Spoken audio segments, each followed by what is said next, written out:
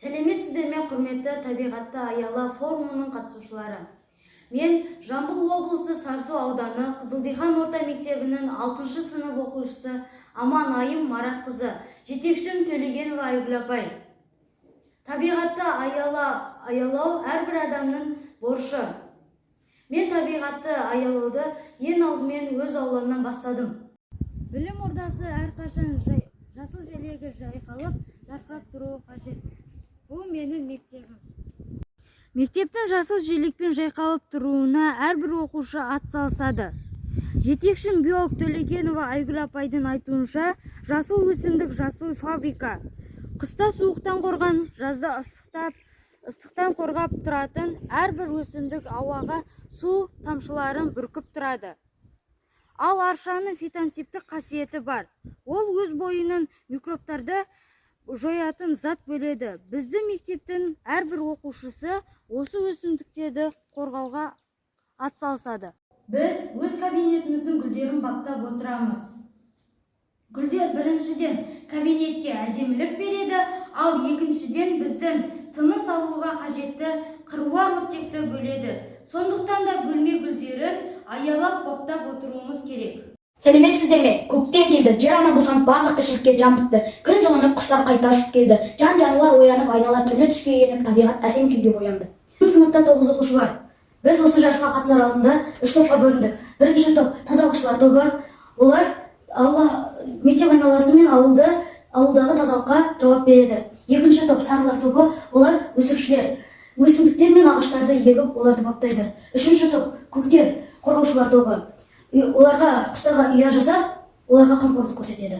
Ал оқушылар, міне біз қазақ өлелі жерде қабылдеген қазақпыз. Өлелі жерде міне қыз ағылу деген кісінің кесенесі. Бұл өлелі жерде келгеннен кейін қол жайып алмен деп өту керек. Ал отырғанымыз алмен деп өту.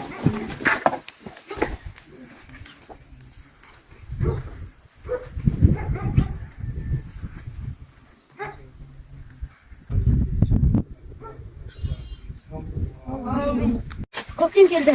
Ал біз болсақ 5-ші сынып оқушыларымен бірге осы өзіміздің тазалық жұмысын өзіміздің ауылымыздың басындағы бұлақтан бастадық. Бұл жерде менің сыныптастарым тазалық жұмысын жұмалап, яғни бұлақтың басын тазалап, қалдықтарды бәрін сұрыптап тазалап жатыр. Бұлақ басқа жерден ерекше болу үшін біз бұны жан-жағын таспен қоршап, және оның үстін атпен әктеп жатырмыз. Сүйінші, одан ата немерелі болды. Ой, керемет. Ұл ма қыз ба? Ол бала. Мынау негізі ораза айында келген ұл балаға Рамазан атты есім қойылады. Сол себептен біз оған атадан малға қанша тал қалсын деп бір тал егуіміз керек, тал тұрғызайық. Ол ертең осы талды көрген сайын өзі аялап, әлпештеп өсіп, су құйып, есіне түсіріп отыратын ау.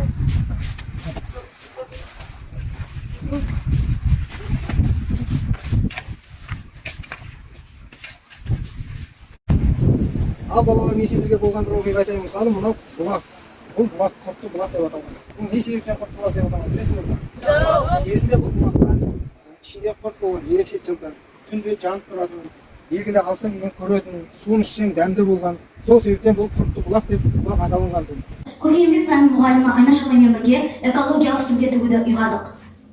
Ертеде халқымыз дорба деп атаған, ал қазіргі заманауи сөмкені шопер деп атайды.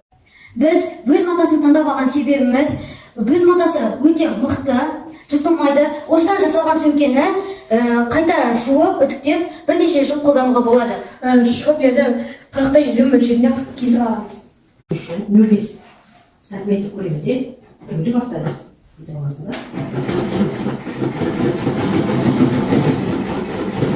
Біз осымен шоперлерімізді, сөмкелерімізді тігіп болдық. Біздің сыныпта 9 оқушы бар. Біз әрқайсысына бір сөмкеден тігіп шықтық. Енді осы сөмкелерімізді біз әсемдеп әрлеу үшін мынандай тапсырмаларымызды тапсырып шығамыз. Біз 3 сөмкеге, мысалы, 3 көбелектен жапсырып шығамыз. 3 сөмкеге 3 үкіден, 3 сөмкеге 3 қояннан жапсырып шығамыз. Бұл экологиялық жағдайда бұл өте таза, адам ағзасына еш зияны жоқ. Сонымен біз экологиялық сөмкемізді тігіп болдық. Енді біз бұларды сыныптастарымызға таратып береміз. Бұл экологиялық жағынан өте тиімді, адам ағзасына еш зияны жоқ.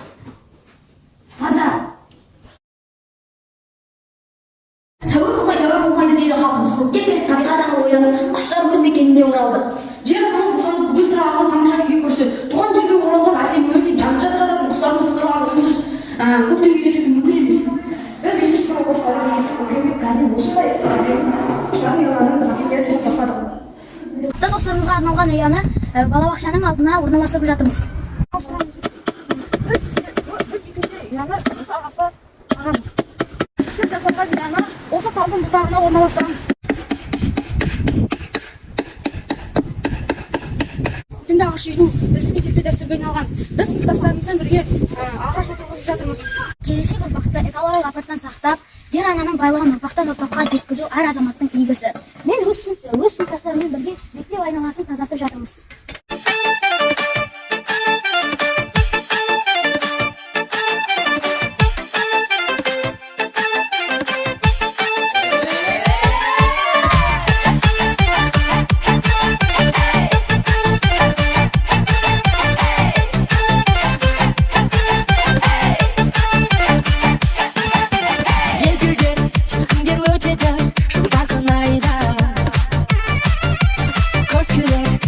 Жазда күнде ешқашан мұңайма